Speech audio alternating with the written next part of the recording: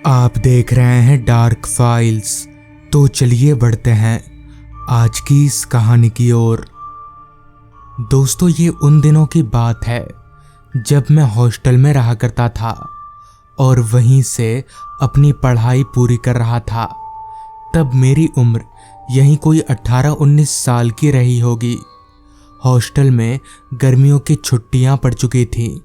सभी लड़के लगभग अपने घर को जा चुके थे।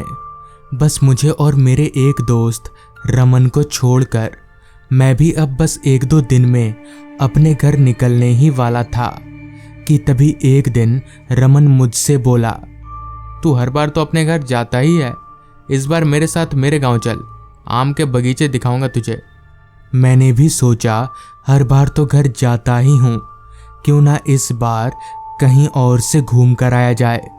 जिस वजह से मैं रमन की बात मान गया। उसके अगले दिन सुबह ही हमने बस पकड़ ली। रमन महाराष्ट्र के एक छोटे से गांव में रहता था, जिसकी दूरी हमारे हॉस्टल से करीब 150 किलोमीटर रही होगी।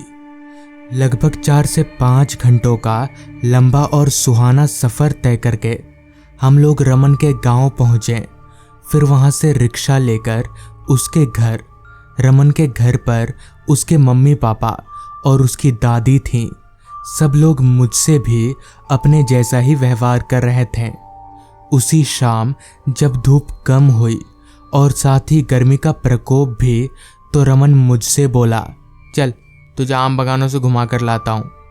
रमन ने अभी इतना कहा ही था कि तभी उसकी दादी का चेहरा अचानक से पीला पड़ने लगा, जिस पर रमन अपनी दादी से बोला, दादी आप चिंता मत कीजिए, मैं हूं ना। और इतना कहकर हम लोग घर से निकल पड़े। मैंने रमन से इस बारे में पूछा भी, मगर उसने ठीक से जवाब नहीं दिया। बस ये कहा, मैं तुझे मेरे आम बागान लेकर तो जा रहा हूं, पर तू वहां किसी चीज को हाथ नहीं लगाएगा और ना ही अब कोई सवाल पूछेगा। मुझे रमन की बातें जरा भी समझ में नहीं आ रही थी, पर जैसा कि उसने सवाल पूछने से मना किया था, तो मैंने कुछ नहीं पूछा और चुपचाप चलता गया। रमन का गांव छोटा जरूर था, मगर काफी साफ सुथरा और सुंदर था। चलते चलते हम लोग एक बड़े से बगान के पास पहुंचे। उस बगान के बाहर ना तो कोई गेट लगा हुआ था और ना ही कोई पहरेदार नजर आ रहा था। तभी रमन मुझे बगान के अंदर ले गया। बगान में ढेर सारे आम के पेड़ लगे हुए थे, जिनमें अनगिनत आम लटक रहे थे। मैं इतना बड़ा आम का बगान अपनी जिंदगी में पहली बार देख रहा था। तभी मेरे जहन में एक सवाल आया, जिसका जिक्र करते हुए मैंने रमन से पूछा, यार यहाँ तो काफी सारे आम के पेड़ है, ये सब आम चोरी नहीं होते क्या? बाहर तो कोई गेट भी नहीं है और ना ही कोई पहरेदार है। तू तो अमीर आदमी है, एक पहरेदार क्यों नहीं रख लेता? इस पर रमन बोला, यहाँ भले ही पहरेदार नहीं है, मगर पहरेदारी होती रहती है। उसकी ये बात भी मेरे सर के ऊपर से निकल गई। खैर, हम लोग आगे बढ़ने लगे। आगे बढ़ते हुए अभी मैं एक आम के पेड़ को हाथ लगाने जा ही रहा था कि तभी रमन तेजी से मुझे टोकते हुए बोला, क्या कर रहा है तू? हाथ मत लगा, पागल है क्या? इस पर मैंने कहा, पर क्यों, ये सब तो तेरा है ना, और मेरे हाथ लगाने से कौन सा ये पेड़ गिर जाएगा? तो इस पर रमन बोला, सुन, ये बगान जितना सुंदर दिखता है ना, उतना ही खतरनाक है। यहाँ पर आत्मा का वास है, मेरे दादाजी की आत्मा का। दरअसल ये सारे पेड़ उन्होंने लगाए थे। इस बगान से उनका दिल जुड़ा हुआ था। उनके मरने के बाद 2-4 लोगों ने इस बगान के आम को चोरी करने की भी कोशिश की, मगर जो यहाँ गलत इरादे से आया वो कभी वापस नहीं लौटा। मेरे पिताजी के अलावा इस बगान के आम को कोई नहीं तोड़ सकता, खुद मैं भी नहीं। रमन की बात सुन मैं जोर जोर से हंसने लगा और हंसते हंसते बोला, भाई तू क्या इस जमाने में भी इन सब बातों पर विश्वास करता है? मैं तो तुझे समझदार समझता था। आत्मा वात्मा कुछ नहीं होता भाई। ले, मैंने हाथ लगा दिया इस पेड़ को, अब क्या होगा बोल? इतना कहकर मैंने पास ही में खड़े एक पेड़ को हाथ लगा दिया, और जब इससे भी मेरा मन नहीं भरा तो पास ही में पड़ी एक पत्थर उठाकर उस पेड़ पर दे मारा। मैंने रमन की तरफ देखा तो उसका चेहरा पूरा पीला पड़ चुका था, जैसे किसी बीमार का होता है। जिसके बाद रमन ने मेरा हाथ पकड़ा और मुझे खींचते हुए बगान से बाहर ले गया। वो काफी गुस्से में नजर आ रहा था, लेकिन मुझे समझ नहीं आ रहा था कि आखिर इतनी छोटी सी बात पर वो गुस्सा क्यों हो गया। पेड़ छू लेने से या पत्थर मारने से कौन सा भूत मेरे पीछे पड़ जाएगा। खैर, जिसके बाद मैं रमन के साथ घर आ गया।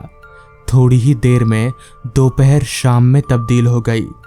शाम को हल्का फुल्का नाश्ता चला और फिर रात की तैयारी होने लगी। रमन अभी तक कुछ उखड़ा उखड़ा सा लग रहा था, शायद दोपहर वाले उस हादसे को लेकर। खैर, कुछ ही घंटों में रात हो गई। रात का खाना पीना हो जाने के बाद मेरी आदत थी कि मैं कुछ देर खुली हवा में टहलता था, उसके बाद ही सोता था। लिहाजा मैं घर से बाहर निकल गया। रमन भी मेरे साथ ही था। पता नहीं क्यों वो मुझे अकेले बाहर नहीं देने जा रहा था। बहरहाल हम दोनों टहलने लगे। गर्मी के मौसम में बाहर चल रही ठंडी हवाएं काफी सुकून पहुंचा रही थी। टहलते टहलते हम लोग वापस उसी आम बगान के करीब पहुंच चुके थे। तभी मैंने रमन से कहा, क्या हुआ यार, तू कुछ परेशान सा लग रहा है, कहीं बगान वाली बात को लेकर तो नहीं है? इस पर रमन बोला, पर तूने ठीक नहीं किया पेड़ पर पत्थर मारकर। इस पर मैंने थोड़ा ऐंठते हुए कहा, अबे क्या हो गया अगर पत्थर मार दिया तो? कहाँ कुछ हुआ, ना तेरे दादाजी आए और ना ही कुछ हुआ। तू बोलेगा तो अभी रात में भी पत्थर मार सकता हूँ। इस पर रमन थोड़ा गुस्सा होते हुए बोला, पागल मत बन, चल यहाँ से। इतना कहकर रमन 2 कदम घर की तरफ आगे बढ़ गया। मैंने भी सोचा रात काफी हो गई है, अब चलकर सो जाना चाहिए। लिहाजा मैंने घर की तरफ जाने के लिए अपना पहला कदम उठाया, मगर ये क्या, मैं चाहकर भी अपने कदम नहीं उठा पा रहा था, जैसे मेरे पैर को किसी ने बांध रखा हो। मैंने दूसरा पैर उठाने की कोशिश की, मगर वो भी नहीं उठा। इससे पहले कि मैं रमन को कुछ कह पाता, रमन पीछे पलटा और मुझे देखकर बोला, तू अभी तक वहीं है, चल जल्दी। इस पर मैंने कहा, यार मैं अपने पैर नहीं उठा पा रहा। तो फिर रमन बोला, देख रात बहुत हो गई है, ये मजाक करने का टाइम नहीं है। तो मैंने कहा, भाई मजाक नहीं कर रहा मैं, सच में। ये सुनकर रमन भागता हुआ मेरे पास आया और मुझे पकड़कर खींचने लगा, मगर मैं टस से मस नहीं हो रहा था, जैसे मेरे पैर वहां चिपक गए हों। मुझे समझ नहीं आ रहा था कि आखिर ये हो क्या रहा है। तभी रमन मुझसे बोला, तू रुक, मैं घर वालों को लेकर आता हूँ। इतना कहकर रमन वहां से चला गया। अभी रमन वहां से गया ही था कि तभी मेरी नज़र उस आम के बगान की तरफ गई। तो मैंने जो देखा वो देखकर मेरे होश उड़ गए, क्योंकि आम बगान के अंदर एक बूढ़ा सा आदमी मुझे देखकर मुस्कुरा रहा था। और ये बूढ़ा आदमी कोई और नहीं बल्कि रमन के दादाजी थे, क्योंकि मैंने रमन के घर पर इनकी तस्वीर देखी थी। उस वक्त मैं जोर से चीखना चाहता था, मगर पता नहीं क्यों मुंह से आवाज ही नहीं निकल रही थी। डर के मारे मेरी आंखें बंद हो गईं और मैं वहीं पर बेहोश हो गया। फिर जब मेरी आंख खुली तो मैं रमन के घर पर था। उस दिन के बाद से मैं भूत प्रेत जैसी चीज़ों पर पूरा यकीन करने लगा और फिर कभी मैं रमन के घर नहीं गया। तो दोस्तों, ये थी आज की कहानी। अगर आपको ये कहानी पसंद आई हो तो चैनल को ज़रूर सब्सक्राइब कर लें। तो मैं आपका दोस्त आर्यन जल्द ही मिलूँगा आपसे ऐसी ही एक कहानी के साथ।